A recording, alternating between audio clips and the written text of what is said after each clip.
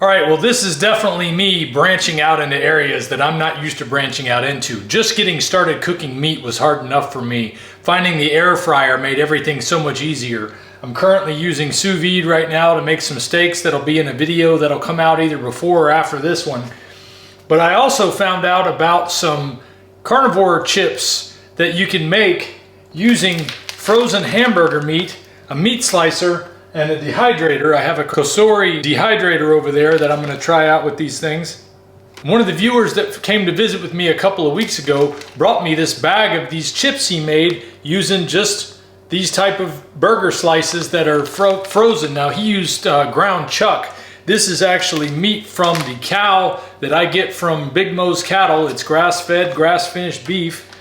And I'm going to give it a try on this low-end basic slicer. I'm hoping it's going to be able to do the job. It said it was able to do frozen meat, so we'll see. This is definitely something that's outside of my normal bailiwick. I have never used a meat slicer before for anything that I can remember. I do remember using a device like this at one time in my life, actually seeing how it pushes the meat in. Man, this thing is so rinky-dink. But I bought the one I could afford. It was inexpensive. We're going to see how it does. We'll just give it a try. Get this thing in here. I think I'm going to try to cut them long ways so that it's not an unusual setting in there. Hopefully one is good for the cut. I don't know if that's going to be enough. Seems awful thin. Let me try setting it to 2.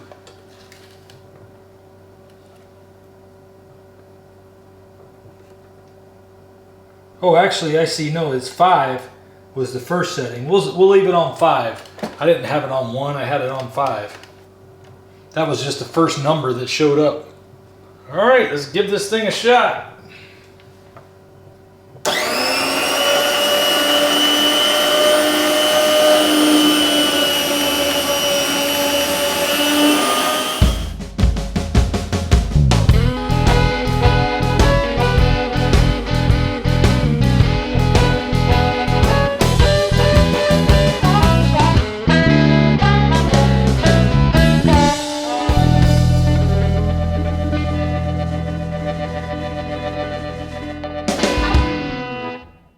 Some of these pieces are a lot thicker than they should be because learning curve. When they're the right amount of thinness, they seem to unfold real easy. But if they're too thick, they tend to break when they're frozen like this. I mean, this is ground meat. We're going to try some Chef's Blend smoked salt.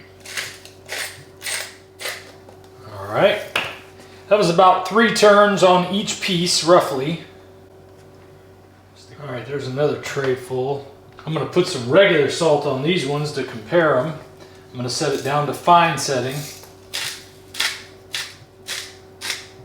So I did 33/4 turns.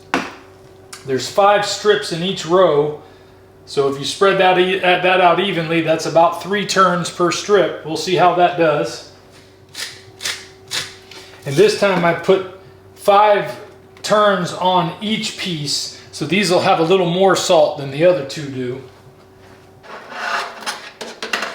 These are the ones with more salt on the bottom. Each of these strips have 5 turns of the Redmond smoked salt Chef's Blend on there. So that way the bottom ones have 5, the top ones have 3. We're going to set this for 145, 24 hours. And we're off to the races. So once I got the meat loaded in the dehydrator, I went ahead and wiped this thing down with a soapy sponge. Not real wet, just a little damp like the instructions said. Got it all clean on both sides. And then I took the pieces that all come off, washed them in the sink, and they're drying right now. All in all, this went a lot better than I anticipated it would for something that I'm just not used to doing. And I feel so uncomfortable trying all this stuff. But I just wanted to be able to come and show you guys that you too can do a carnivore way of eating and add some variety to your life by learning how to do some things that you might not have done before. I know I sure haven't done a lot of this before. I had never used an air fryer before at all before the carnivore way of eating. I'd never used a slicer before. I'd never done sous vide before, but I'm doing all of those things now and it's just giving me more ways to be able to prepare food that's going to be good for my body, to be supercharged in ways that it just never was before Lion Diet came into my life. All right, it's been over 24 hours now, and these have been sitting for a little while, so let's see how they came out.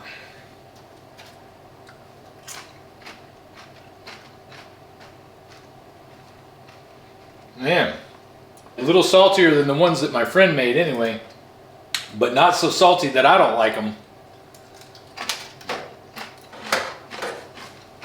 This is how they come out as far as consistency. This is one of the thinner pieces here. That is fantastic. Here's what a thicker one looks like. Still perfect. Excellent. Whether they're super thin or a little thicker, both are excellent. It has a salty aftertaste, but the overall taste is stronger and I like it. I did roughly 5 turns on the salt shaker on each of these, whereas I only did 3 on these. 4 might be the perfect number. I'm going to stand here and eat all of them. They're so good. Well, I'm already ready to make another batch of these.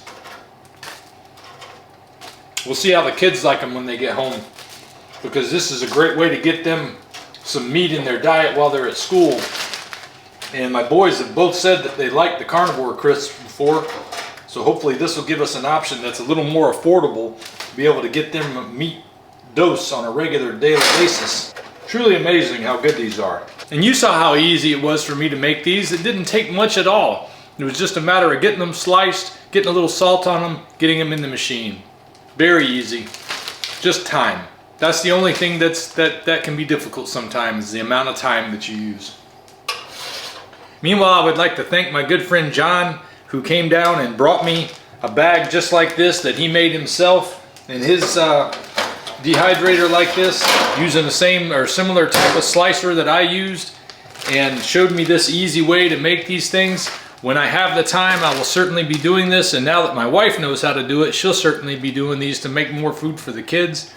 So I think this is a great way for you to be able to get some affordable meat in your diet, especially if you need something you can take with you on the go that you might not be able to heat up.